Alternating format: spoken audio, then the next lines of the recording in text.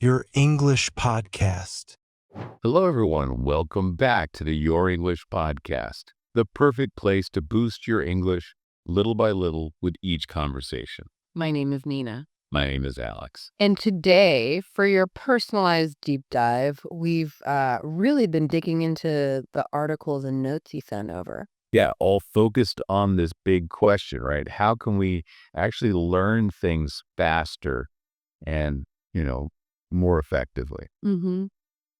And you mentioned feeling like traditional school. Well, it often kind of missed the point. Totally. So much focus on just memorizing stuff for the test, but not really understanding it long term or knowing how to use it. Exactly. Fleeting memorization, not lasting skills. So our mission today, based on all that material, is to break down those key insights. Find those actionable strategies that can genuinely speed up your learning journey. Moving beyond those, let's be honest, often outdated methods. Definitely. So where should we start? Maybe with the pitfalls of that traditional approach. Yeah, let's tackle that first. What jumped out at you from the sources about the limits of, how we were often taught in school? Well, a really strong theme, especially in some of the educational psychology stuff, was this heavy reliance on rote memorization. Oh, yeah. The cramming sessions. We've all been there. Right. You cram facts just to pass the exam and poof. A week later, it's like it never happened. Gone. The research really pointed out this disconnect. Memorized facts versus genuine understanding, or crucially, being able to apply that knowledge. It's like building with loose bricks, maybe. Looks okay for a second, but it's not solid. That's a great analogy. It won't stand up to real world use. And that really connects with some of the notes you sent, actually. This feeling that education was often just mechanical absorption. Like a data dump. Exactly. Just pouring information in, but not really developing the skills to think critically about it or, use it to solve actual problems. Mm-hmm. And some of the innovation journals you shared were quite critical of passive learning. Just listening to lectures, reading textbooks. Right. Without actively grappling with the material. The argument is that doesn't build the strong neural pathways needed for long-term retention and application. Which explains why so many of us, sometimes struggle to learn effectively after school. Because we weren't always given the tools, perhaps. The strategies for critical thinking and practical application weren't always the focus. Yeah. And as you pointed out in your notes, real mastery isn't passive. You can't just watch or read. No, it demands practice, consistent effort, wrestling with the ideas, trying things out. Even trying to explain it to someone else. Yeah. That really forces you to clarify your own thinking. Absolutely. It's an active, engaged process, far from just sitting back and consuming content. Okay, so if the old way has flaws, what's a smarter approach? One concept that came up in your materials was the Pareto principle, the 80-20 rule. Ah, yes, the 80-20 rule. It popped up in a few places, didn't it? Especially in discussions around productivity and efficiency. It did. And the basic idea is what? Roughly 80% of your results come from about 20% of your effort. That's the core concept. It's surprisingly applicable across so many different areas, and learning is definitely one of them. So how do we apply that to learning something new? Well, as your note suggested, it means we shouldn't treat every piece of information as equally important. Instead, we need to be strategic. Identify that vital 20%, the core fundamentals, the key concepts that will give us the biggest bang for our buck, so to speak. The biggest return on our learning investment. Precisely. It's about efficiency. Targeting the areas that offer the most leverage for understanding the whole picture. Can you give an example? Like, say, learning a language. Perfect example. Instead of trying to swallow the entire dictionary on day one. Which is completely overwhelming. And inefficient. The 80-20 approach would say, focus on the most frequently used words and phrases first. The ones you'll actually use in everyday conversation. Exactly. Those are the building blocks. Master that core 20%, maybe the top 100 or 500 words, and you'll be able to start communicating much faster. And build from there. One of the resources you shared actually listed those common words, didn't it? Yes, arguing that mastering those provides a really solid foundation for understanding a huge chunk of everyday language. And to really lock in those basics quickly, your notes mentioned active recall, Right.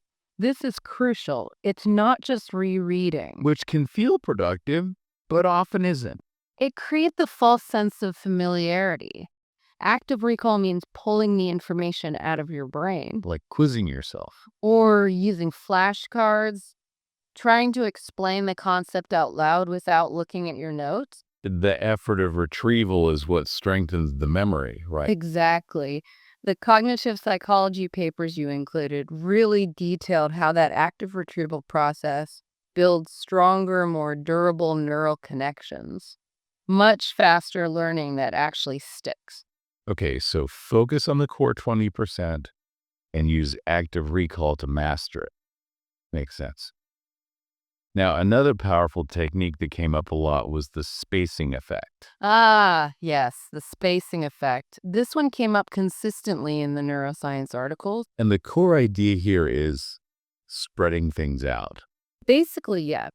Our brains absorb and hold on to information much better when learning sessions are spaced out over time. Rather than cramming it all into one massive session. Even though that's often our first instinct, isn't it? Just power through. Definitely. Get it done. But the research is pretty clear. Distributing your effort, spacing it out, leads to much better long-term memory consolidation. Right. I remember reading in one of the meta-analyses you shared about reconsolidation. Mm-hmm. Each time you revisit the material after a break, your brain doesn't just passively review it. It actively rebuilds the memory, strengthens it. That's the idea. It's far more effective than trying to stuff everything in during one marathon session. That just leads to overload and information not sticking. So practically speaking, how do we use this if I'm learning something new? Break it down, smaller chunks, and then revisit those chunks at increasing interval. So learn something today, review it maybe tomorrow, then again in a few days, and maybe a week later. Something like that. For vocabulary, for instance, you might review new words after an hour, then a day, then 3 days, a week, and so on. The intervals get longer. Your notes had a good example too. Instead of, say, a 3-hour block trying to learn new software. Yeah, break it into maybe 3 45-minute sessions spread through the day. Or even across a couple of days. It gives your brain that crucial downtime to process and integrate the information without getting overwhelmed. And it fights off mental fatigue too, right? Helps Very maintain sure. focus. Absolutely. Those spaced intervals are key for keeping your mind sharp and receptive. Okay, so spacing it out is key. Building on that idea of focused effort, let's talk about deliberate practice. This is a big theme, especially linked to Anders Ericsson's work you highlighted. Yes, deliberate practice. And it's important to understand this isn't just repetition. It's not just logging hours. No, it's much more intentional, strategic, really. As your notes define it, it's about focusing your efforts specifically on your weaknesses. Identifying where you're struggling and working on that. Exactly. Pushing yourself just outside your current comfort zone, actively seeking out the challenging bits. So back to the language example. If my pronunciation of, say, the sound is bad, Deliberate practice wouldn't be just repeating sentences you already say well. right? It would be finding exercises that specifically target the sound. Maybe listening really closely to native speakers, recording yourself, Comparing, adjusting, even if it feels awkward. especially if it feels awkward. That's often where the learning happened. The key is that focused attention on a specific area needing improvement. And your notes highlighted teaching as a powerful tool that fits with this. Oh, definitely. Trying to explain something to someone else, even an imaginary audience, forces you to organize your thought. It shines a spotlight on what you don't quite understand yet. Precisely. It exposes the gaps and really solidifies your own understanding as you try to articulate it clearly. The sources also mentioned engaging multiple senses, not just reading. Yeah. Reading aloud, drawing mind maps, recording yourself explaining things, doing hands-on exercises. Why does that help? It creates richer, more interconnected memories, more pathways to retrieve the information later. Think of it like creating multiple hooks for the same piece of information. So, practical steps for deliberate practice. Find exercises targeting your weak spots. Don't avoid them. Embrace the difficulty. And keeping a log or journal of your progress, even small wins, can be super motivating. Right. Tracking those small improvements helps you see you're getting better. Exactly. Seeing that tangible progress, as one of the articles on motivation mentioned, really fuels further effort. Okay, that's super useful. Now let's shift gears a bit to something often overlooked. Making learning enjoyable. Does that actually help you learn faster? It absolutely does. The psychological resources you shared consistently highlighted the link between enjoyment and motivation. Which makes sense. If something feels like a total chore, It's much harder to stick with it, right? Especially when it gets tough. But if you find pleasure in the process, if it's intrinsically rewarding, you're just more likely to keep going, put in the time. exactly. You're more motivated, more persistent. Learning becomes less of an obligation and more of something you genuinely want to do. And related to motivation, your notes talked about goals. Yeah, setting achievable goals. Breaking down big, daunting tasks into smaller, manageable steps. And celebrating the small wins along the way. Definitely. Acknowledge your progress, give yourself credit, and maybe reward yourself for hitting milestones. Even small rewards, like a short break or listening to a song. Sure, it creates positive associations with the learning process, reinforces the behavior. On the flip side, something that kills enjoyment and effectiveness is multitasking, right? Oh, absolutely. The sources were pretty unanimous on this. Trying to learn while juggling emails, notifications, other tasks, It just doesn't work well. it completely dilutes your focus. Your brain can't effectively encode the new information when your attention is split. So creating a dedicated distraction-free learning zone is important. Crucial. Turn off notifications, find a quiet spot if you can, maximize concentration. The cognitive load theory papers explained how our working memory is limited. Dividing attention just reduces the resources available for actual learning. How can we inject more fun, though? Your sources mention gamification. Yes, some of the educational tech articles suggested that using apps or websites that turn learning into a game. With points, levels, badges. Exactly, or even friendly competitions with study partners or groups. A little bit friendly rivalry can be motivating for some people. Had a really simple tip from your notes was about breaks. Yeah, building in short, enjoyable break, like after a focused 20-minute study block. Take 5 minutes, listen to music you love, do a quick stretch. Something relaxing or energizing. It helps prevent burnout, keeps your mind fresh, and makes the whole process feel less like a grind. Good advice. Okay, another vital piece, maybe the most vital and most overlooked, is sleep and rest. Hugely important. The neuroscience and sleep research articles you share were incredibly clear on this. It's not just about feeling less tired, is it? Not at all. Getting enough quality sleep is absolutely essential for your brain to process and consolidate everything you learn during the day.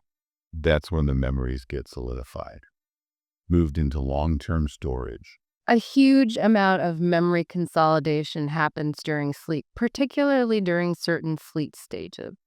It's when the brain organizes and stores information effectively. And it's not just about the overnight sleep, right? Lack of breaks during the day matters too. Yes.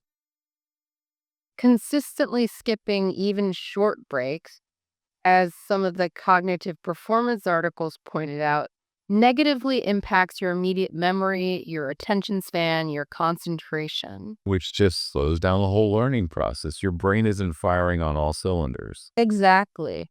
So taking those regular short breaks we just talked about isn't slacking off. It's actually a productivity strategy. A powerful one. Stepping away briefly helps clear the mental fog, reduces fatigue, and lets you come back with renewed focus. Some articles even suggested specific types of breaks. Yeah, things like getting up and moving, light stretching, maybe a few minutes outdoors, or simple mindfulness.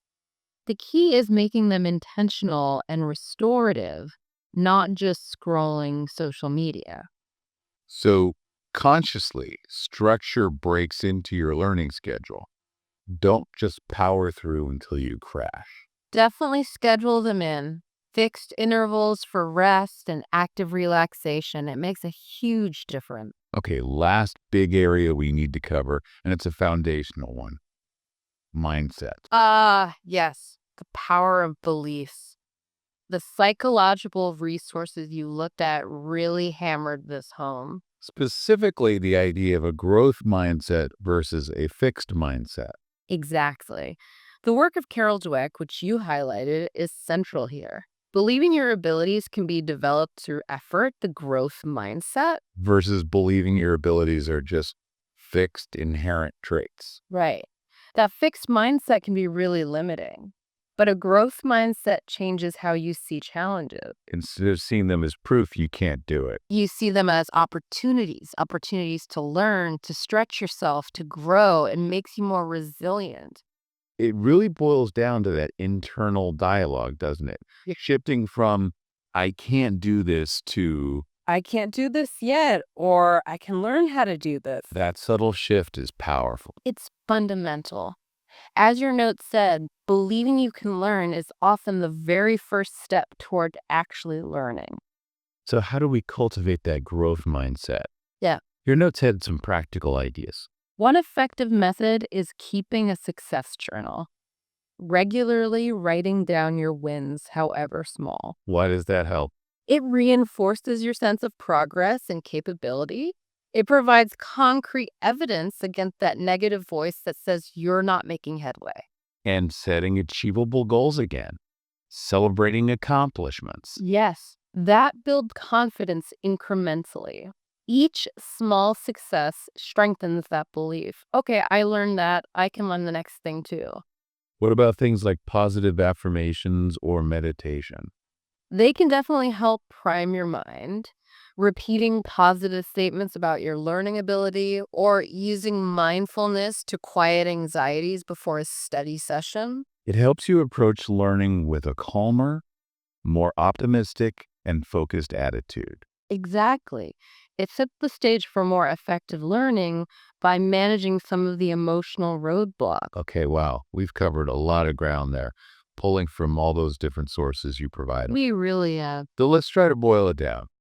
What are the absolute core takeaways from this deep dive? Well, I think the big picture emerging from your materials is that real learning isn't passive, it's active. It's about genuine understanding, not just memorizing facts. Right.